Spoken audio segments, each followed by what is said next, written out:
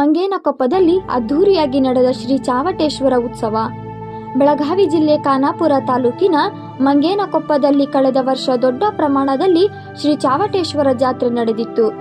ಅದರ ವಾರ್ಷಿಕೋತ್ಸವದ ನಿಮಿತ್ತ ಇಂದು ಚಾವಟೇಶ್ವರ ಮೂರ್ತಿಯನ್ನು ವಾದ್ಯ ಮೇಳಗಳೊಂದಿಗೆ ಗ್ರಾಮದ ಎಲ್ಲಾ ಬೀದಿಗಳಲ್ಲಿ ಮೆರವಣಿಗೆ ಮಾಡಿ ಅದ್ಧೂರಿಯಾಗಿ ಉತ್ಸವ ಆಚರಿಸಿ ಕೊನೆಗೆ ಅಭಿಷೇಕ ಮಹಾಪ್ರಸಾದ ಮಾಡಿ ಸಾವಿರಾರು ಭಕ್ತರು ದರ್ಶನ ಪಡೆದು ಪ್ರಸಾದ ಸ್ವೀಕರಿಸಿದರು.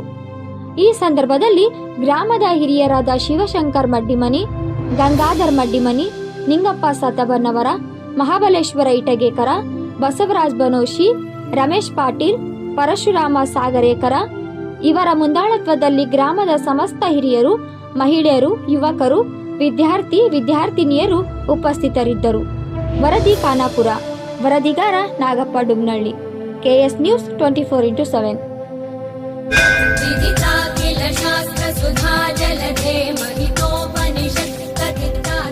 ಕೇರಳ ಮಹಾಮಾಂತ್ರಿಕ ಜ್ಯೋತಿಷರು ಪಂಡಿತ್ ಮಾಧವನ್ ಪುದ್ವಾಳ್.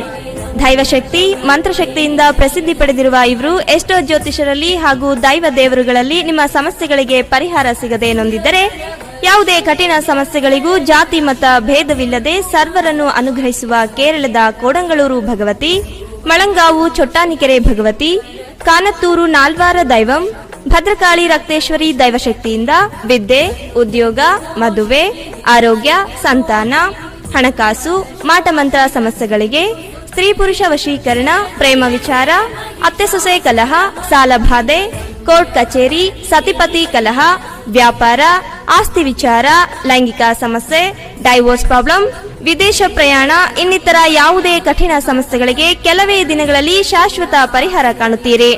ವಿಶೇಷ ಸೂಚನೆ: ಸ್ತ್ರೀ ಪುರುಷ ವಶೀಕರಣಕ್ಕೆ ಸಂಮೋಹಿನಿ ಕವಚ ಮಾಡಿಕೊಡುತ್ತಾರೆ.